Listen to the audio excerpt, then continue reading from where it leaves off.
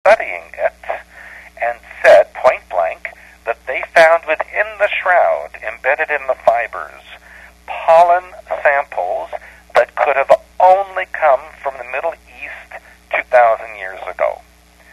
Therefore, re-verifying the shroud as being authentic. Right. And this, of course, by Israeli Jewish scientists.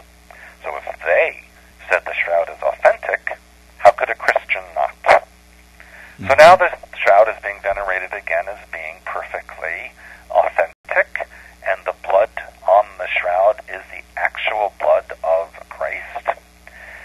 And so, and I've written about this in Blue Blood as well, when they bring the staged second coming of Christ, it will be a cloned individual who has been cloned from samples of that blood on the shroud. Right. And when someone comes back and says that I am the Christ, what do they do now? The big thing is, well, we have to do a DNA test, right? Mm-hmm. But what can we test? Well, the only thing left is the shroud. That's been authenticated now. So when they test the blood of the clone against the blood on the shroud, hello, it's an identical match. Mm-hmm. Who wouldn't believe that he's the second coming? Wow. See? Another means to control us and to enslave us. It's brilliant. Right. It's a brilliantly conceived plan. And then he says, I declare the New World Order, yes, my new holy empire. Mm-hmm. Well, who's going to go against the real Christ? Exactly. Now, the question has to be also asked, whose sketched body or whose blood is it on the shroud? Is it Emmanuel, the one who wound up dying in the south of France, or was it somebody else? Well, no, Emmanuel died in Pakistan, or Srinagar, in Kashmir. Okay. Yes, but that blood is legitimate because it was that was a shroud that was used to cover his body while they were resuscitating him.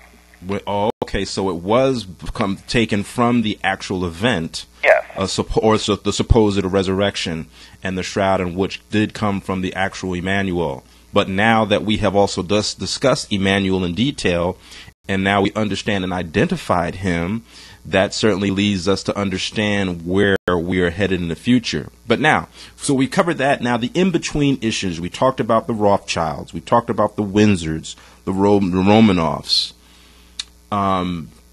Tell us about the royal family. Take us through Charles, Queen Elizabeth, Diana, and now what we know to be left of that lineage to be the future is Harry and I think William. Tell us about that family.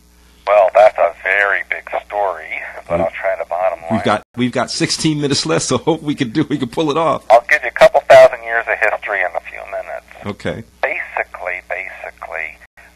all the royal families of Europe, whether it's the Windsors or the Queen Beatrice in Holland or whomever it may be, they're all related.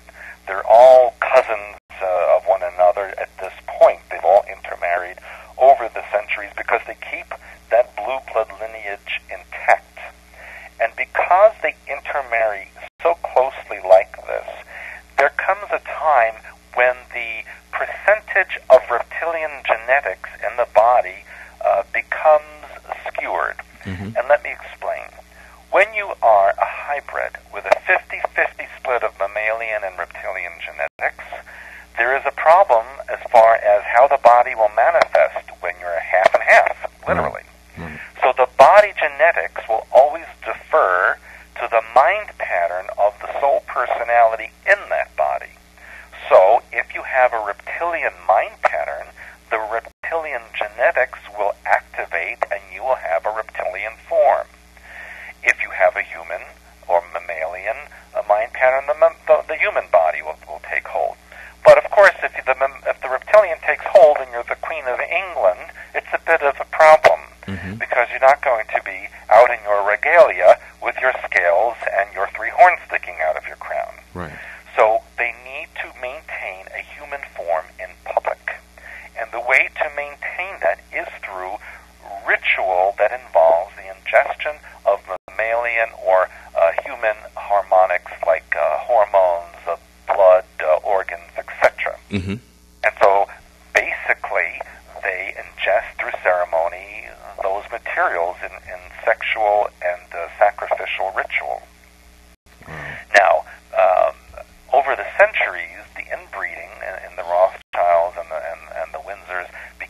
so that there was more percentage of reptilian than human. Enter Princess Diana in the Spencer family. The reason that marriage took place had nothing to do with love.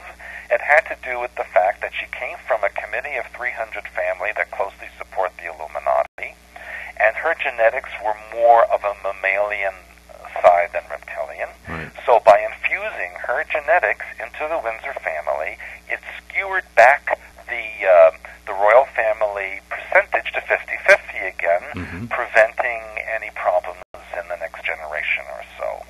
And then when she was done with that, she had to be sacrificed. And that's a whole nother. That's a whole nother story with the the accident. So and everything. that's why she was married to him, and that is why she produced those two heirs to the throne, so that they could maintain their 50-50 split in the genetics. And it's well documented, however, like you said, the marriage had nothing to do with love, No. because he was always involved with Camilla in the midst of it. Well, hello, he's involved with men.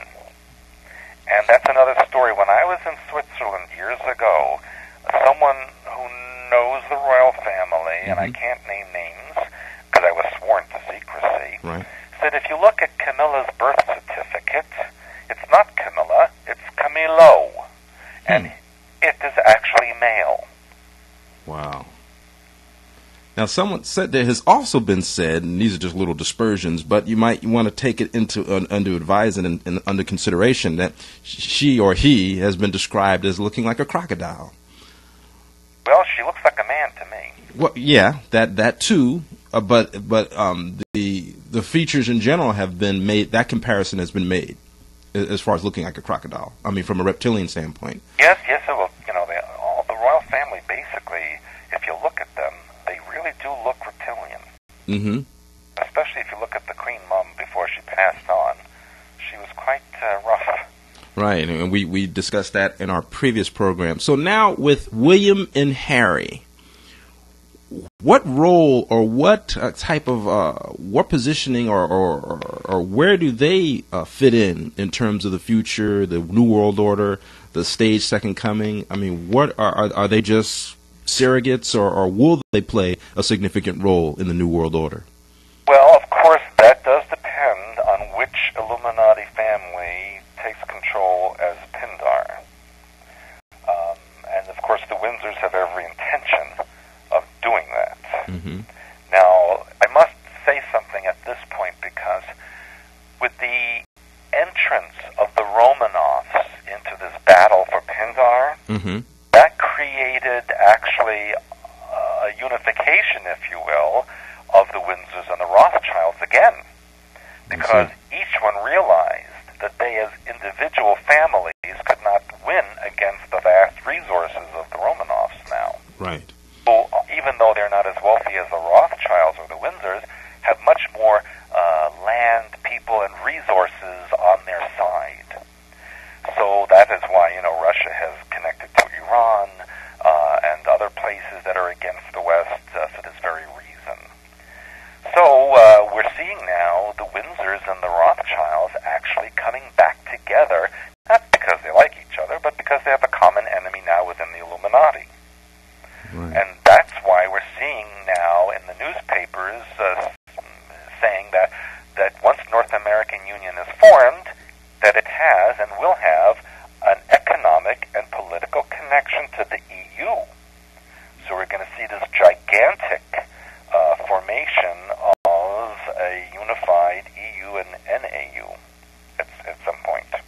And it's quite ironic that we are looking at, with things being as they are in our economy now, the dollar being as it may. I mean, I even heard recently a person that I know who had to cancel a trip to Romania simply because it was economic infeasible because of the rate of transfer from the dollar to European money. Right. So it makes you laugh, but it also makes you think for a couple of things. One, and I'll throw this out there because I know I've said it before. One, the fact that this whole regime, this whole government, this whole Bush apparatus was really not only fueled and put into place by the cheaters and manipulators in the voting fraud issue, but also his re-election. Do you know almost 90% of the Christian community supported him? And maybe still do. I would doubt that